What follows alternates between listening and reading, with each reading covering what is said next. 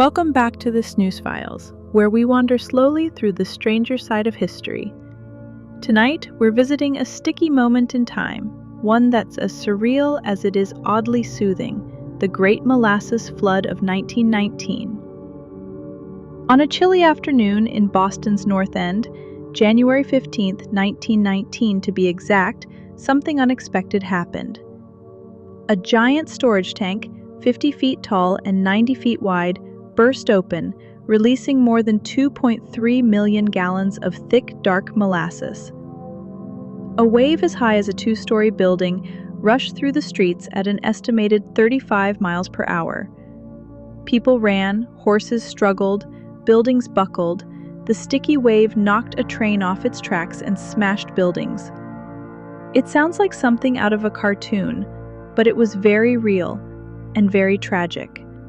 21 people lost their lives and over 150 were injured. Streets were knee-deep in syrup.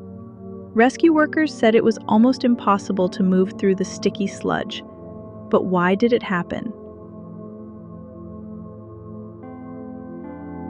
The molasses tank belonged to the United States Industrial Alcohol Company.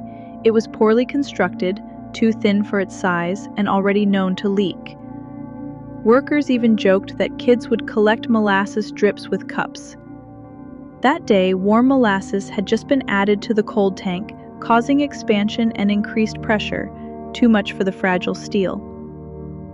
Cleanup took weeks. The molasses hardened in the winter air, and horses had to be scrubbed down with salt water. For decades afterward, locals claimed they could still smell molasses on hot summer days. The disaster led to stricter building standards in Boston and across the country. Even more curiously, the molasses had a darker purpose. At the time, molasses wasn't just for baking cookies or making candy. It was used in the production of industrial alcohol, a key ingredient for munitions during World War I. This added a layer of urgency and secrecy to molasses production, which likely led to shortcuts in the tank's construction. After the disaster, lawsuits piled up. Over 100 lawsuits were filed against the United States Industrial Alcohol Company. It became one of the first class action suits of its kind. Engineers, lawyers, and scientists all pored over the wreckage. After years of legal wrangling, the company was found liable and had to pay out more than $600,000 in settlements, a massive sum for the time. This strange event also sparked something of a cultural legacy. It's been referenced in books, documentaries, and even comedic sketches.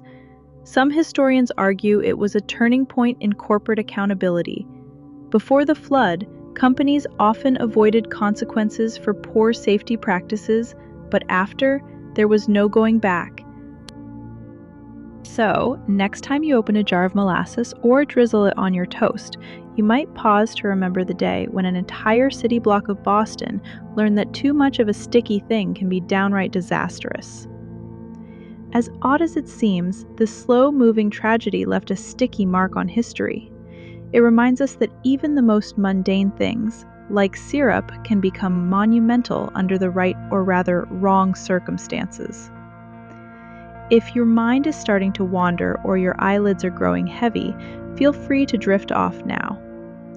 For more mundane mysteries and sleepy histories, subscribe to The Snooze Files and send me your suggestions for future episodes. Until then, sleep tight.